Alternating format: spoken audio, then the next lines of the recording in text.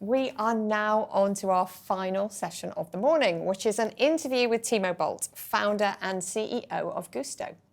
Timo pioneered recipe kits in the UK, launching Gousto in 2012 with a vision to become the most loved way to eat dinner.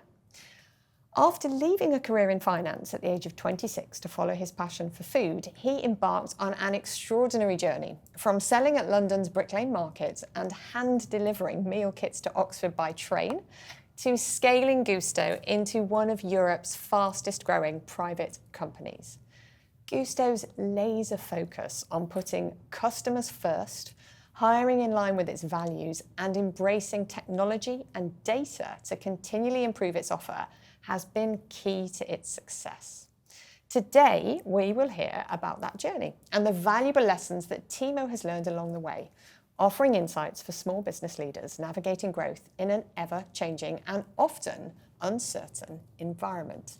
Now, Tom, last week you caught up with Timo at Gousto's Factory Support Centre to, uncover these insights. How was that? It was an amazing period of time I spent with Timo. A truly inspiring story, some amazing tips on how he has grown that business, which is an amazing business in itself. So I think everyone's going to really enjoy hearing about it. Oh, brilliant. I am looking forward to seeing more. With that, let's see what he has to say. Well, hi everyone. I'm delighted to be here in the Gousto Factory Support Centre with the CEO and founder, Timo Boldt, an amazing business, and we're going to spend some time talking about the journey the business has been on. Thank you for the kind introduction. Timo, brilliant to be here. Thank you for giving us your time. Can you tell us about Gousto and the entrepreneurial journey that you've been on from startup through to today? It's been a crazy roller coaster for the last 13 years. I've been on this journey for 13 years. I used to work in banking. I quit my job to follow my passion for food. I love cooking, I love food, I hate food waste. And so since day one, we had this purpose of building products that have a positive impact on people and the planet. And our vision has always been to be the most loved way to eat dinner. Obviously today I've got a big team. Back then it was just me in my living room going from a high salary to no salary, which is a great motivation. And today, hugely grateful, the leading meal kit company in this space in the UK, profitable, still fast growing, big team, 1,400 people, and enormously proud of, this still being day one and the opportunity we have. Well, incredible journey and a really well-recognized business now. So you must be super proud. I can hear that in how you talk about the business. It's now a larger, successful business. You must have gone through some significant growth stages and phases for your business. I guess even some pain points must have been there as you went through it. Share some of those learnings with us, please. Oh, so many. Where to start? I mean, look, day one, you as the founder give customers your phone number, you hand deliver boxes. I shot the recipe pictures on my phone. I uploaded the pictures into PowerPoint back then to design the recipe cards. We did the sourcing, going to the market at 5 a.m. You do everything. You work 100 hours. Today, I'm the CEO of a fairly mature company, amazing team, and my job is to create conditions for people to be their best and fundamentally take people onto a journey and make them believe in the strategy and vision and energize them. And so on the way from here to there are almost 2 jobs. And I used to be the founder. Now I'm dabbling in being the CEO and the jury is still out. But it's a huge privilege. And so I had to almost actively say, am I a founder? Am I a CEO? And for 2 years, I wasn't sure. I had all these ideas of future startups. And then at some point, I fully committed to being the CEO, the best CEO I can possibly be. I did an executive MBA. I had 7 coaches. I sit on 2 boards. I greatly enjoy these vantage points. And I really challenged myself to kind of unlock my potential and commit to being a CEO. But yeah, it's been hugely difficult. We ran out of cash so many times on the way. We had to let people go, really difficult decisions. You can only mess up culture once. You have to take out stuff before it kind of spreads like cancer. Obviously different economic cycles, low interest rates, now high interest rates. That has a profound impact on strategy. And so it's been hugely rewarding. And I think it's not about how good you are, it's about how good you are at adapting and how resilient you are and growth mindset. And so we're trying to really take people onto this journey, control the controllables, learn all the time, mess up, that's fine, as long as you learn and don't repeat it. And so we're trying to build that into kind of the cultural DNA we have to succeed in the future, because no one knows what the future will bring, and there's huge uncertainty, obviously. Yeah, there continues to be quite a lot of uncertainty.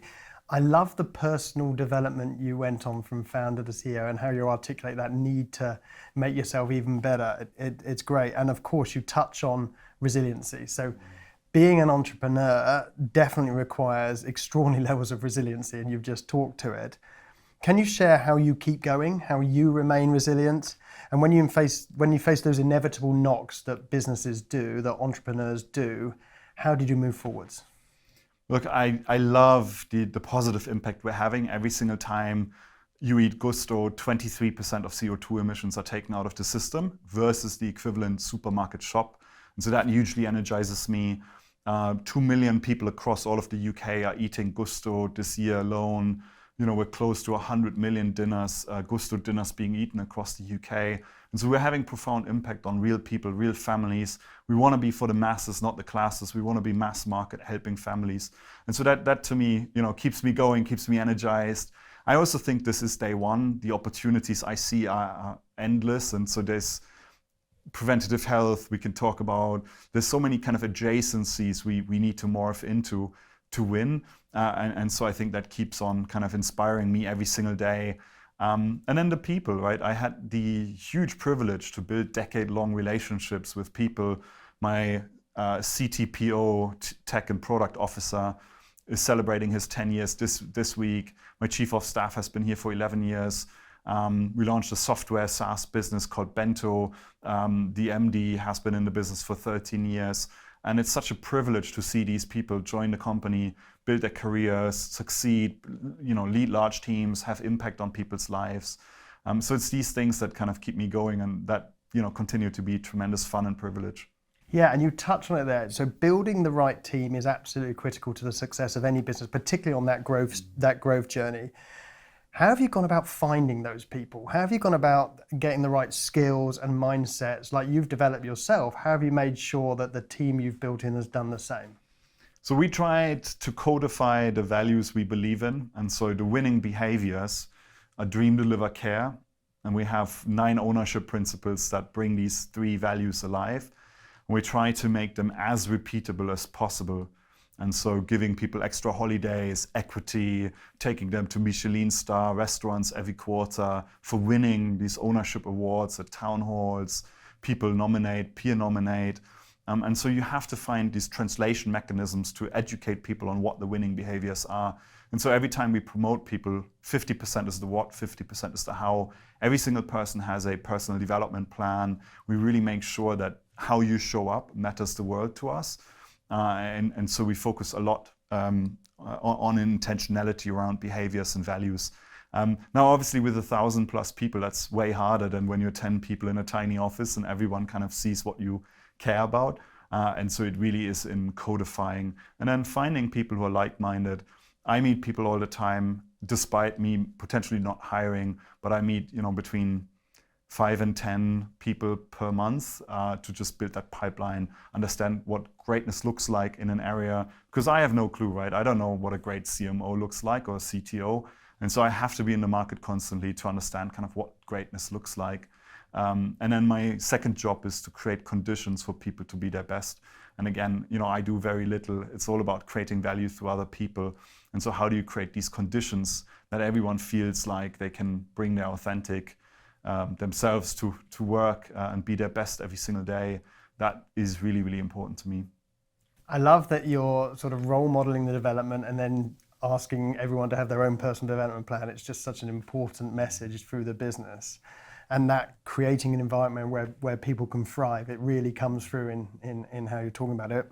It can't have all been smooth sailing though. So any big learnings around the people and how you've brought the colleagues with you? I mean, look, we had so many issues on the way. First year, we ran out of cash almost. We had 8 weeks left. 2015, we ran out of cash again. Big VC deal fell through after term sheet stage. We had no clue why. Later we learned, they had a fallout in the partnership. But in the moment, I mean, I literally went to a pub and cried. And it's so hard when these things happen. After a couple of years, I started paying myself a salary. That salary was gone again because we ran out of cash again. 2022 was enormously hard. Cost of living crisis, cost of capital went up by 50x, obviously, as we know. And we had to lay off people for the first time. Hardest decision I ever had to execute. I love the people I work with. I greatly admire and respect them. I learn from them every day. When you have to lay off people, that's profoundly difficult. Equally, right, controlling the controllables has been the mantra for the last couple of years.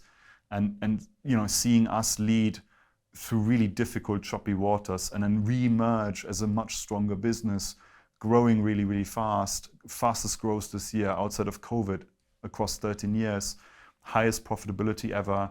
And so it's an amazing kind of never-ending case study. I'm still learning every day. Life is rich in learning. But yeah, I mean, tons of painful experiences. The one other point I want to make is just the importance of data. I always say we're a data company that loves food. I always get criticized for that statement. But fundamentally, I want to build a meritocracy where ideas matter the world and people can succeed based on ideas. We're data rich. Now the question is, what insight do we have based on that data richness? But your job really as a leader here is to have conviction based on the data, on the insight, and then execute against that. But we want everyone to have data and be empowered to share ideas, and the best ideas should surface, and we should explore how we push decision making into the front line. Whoever is closest to the customer should take decisions, not me. And so conditions for people, not running out of cash, focusing on what you can control, data, I think have been some of the guiding principles that have allowed us to succeed. Now, we know many SMEs find the uncertainty that lies ahead really difficult to navigate. The planning, that sort of constant looking in the horizon and understanding how they survive. And I think many will find it inspiring to hear that you nearly ran out of cash a couple of times, but picked the business up, went forwards and have had this record growth. There must be a mindset, a leadership mindset that you and your team think about in those difficult times that get you to the next stage. Talk to us a bit about that. Oh, I mean, we've got a couple of mindsets, right? But fundamentally, fortunes are made in the downturn and they're collected in the upmarket. And I think in these difficult markets, it's all about controlling the controllables. What are the things you know for sure? Do customers want to have better or worse taste? I mean, obviously better taste. Do they want more choice or less choice? Obviously more choice as long as it's personally relevant. Do they want faster delivery? Of course, faster. And so there are lots of principles you can align behind. And if you then start to understand what customers truly value, you can align your entire team, org chart, everything against what the customers want. And if you execute against that, and there's an order of magnitude of change across what customers appreciate, this business should grow from 3% share of stomach to 1% share of stomach. It's completely possible. It's within our gift, as long as we put the customer first and really push and not make excuses or become bureaucratic, lose the speed and agility. So these are kind of the key things we focus on. I think that's an amazing piece of advice. Whatever's happening in the macroeconomic world, whatever's happening outside, focusing on your customer and their needs, I don't think any business can go far wrong if they continue to do that. So great piece of advice. Right, let's move on to how you doing that, if I may say please. so, right? Doing that is incredibly hard. If you look at listed companies in the US, I think the statistic is 90% of companies don't survive 70 years. Why? Number one, customer. You lose focus on the customer. But if you interview each of these companies, every single one says, I focus on the customer. And so, I'm paranoid about this. How do you actually live this behaviorally every single day? Speed, agility, accountability, intensity, trading, sense of urgency. Like you have to somehow find these interventions. Every process gets stale. You got to rip it out again. maybe it's everyone emailing you as the CEO saying, here's a bad process, let's change it. Or you giving awards for speed, but you have to somehow condition the organization to be a challenger brand. And it's really easy to be said, but really hard to be done. And so that's what we're constantly working on. Yeah, really powerful. I talk to my team about obsession, actually. Customer obsession's the word, and I think I'm getting that same theme from you. Definitely. Let's talk about scaling, because many businesses listening to us will really want to scale in the way you have. Thinking of the lessons you've learned as you've scaled, are there any other pieces of advice that you'd really like to land for those smaller businesses watching now as they go on their growth journey or they continue to grow at pace? People. You gotta hire the best people you possibly can. Your job is to make yourself redundant effectively and surround yourself with people who intimidate you. We've hired exceptional people I look up to and learn from every day. They're so much better in their domains than I could ever be. And we've seen these inflection points in the early days. Every time we hired somebody great, things accelerated beyond what I could imagine. And so people, setting ambitious goals, right? It's really easy to have mediocre goals and then miss them or settle for average. You want to challenge yourself. What's your North Star goal? You want to lead with ambition. What's the single biggest thing you can do? I love this single biggest thing kind of provocation. Everyone should have at least one of them on their list they're working on. So focus, prioritization, data at the forefront. The customer matters the most. Customers pay our salaries. It's really simple. If we F up, we're out of business. If we succeed, it's because we deliver for customers every single day. And so I think really kind of bringing these basics alive and sweating the detail and being really good at these is what matters the most. Yeah, strategy, big picture is important, but culture, execution is so much more important than strategy, in my humble opinion. And so really challenging yourself, are you making these as good as possible, I think is crucial. Great. Now, I think everyone's going to probably want to hear what's next for Gousto. It's been a fabulous story. What's your plan for the coming years? So proud of the team. We now have the most choice on the menu, 200 recipes every single week to choose from in a very personalized way. Quick meals, family-friendly meals, very exotic meals. Whatever you want to eat, we've got it on the menu. Literally 5 times more choice than any competitor. So really proud of that. Lead times are short. Price is pretty affordable, £3 something per meal to feed your family. Fresh food from across the UK, from the farm, meat only from the UK. And so really proud of these things, but we got to make them better all the time. And so you can expect a huge amount of change as a customer between now and Christmas. And then longer term, the big question on my mind is how do we align us even more with the big trends we're seeing: sustainability, convenience, health. And so to give you one example, preventative health is such a huge space. Food is medicine. What you put into your body has huge impact on your work life, on your marriage, on your marathon, on your summer kind of good feel, on everything. But it's very emotional. What I eat is probably very different than what you eat. Portion size, flavors, emotions. And so I see us morphing into a preventative healthcare company in the next 10 years. Sounds ridiculous today, but kind of personalization, customization, will unlock that ability to feed the nation and power the nation, where 60% of food today is ultra-processed food. And we know it takes 10 years of our life expectancy off. And so if we can be the company that provides no UPF, right, healthy food, fresh from the farm, personalized and customized around your needs, wow, sky's the limit. And so that's kind of the big 10-year play we'll work on for the next decade. But then, convenience, health are hugely important. Our customers are competitively busy, and so we want to deliver for them. We just launched in Ireland. We're now live in Ireland. That's a big, important play for us.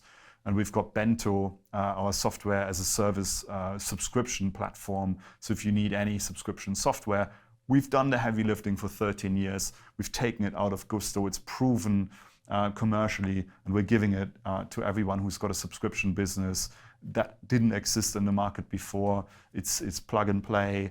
And so that's another kind of play for the next 10 years, starting small again, but hopefully compounding. Well, look, we've talked about resiliency, we've talked about great people, customer obsession, real focus on the customer. The story is so inspiring. I have absolutely no doubt that those plans that you have ahead, you will continue to lead this business in a tremendous way, and we'll see much more success. Thank you for sharing your story. Thank you. Pleasure.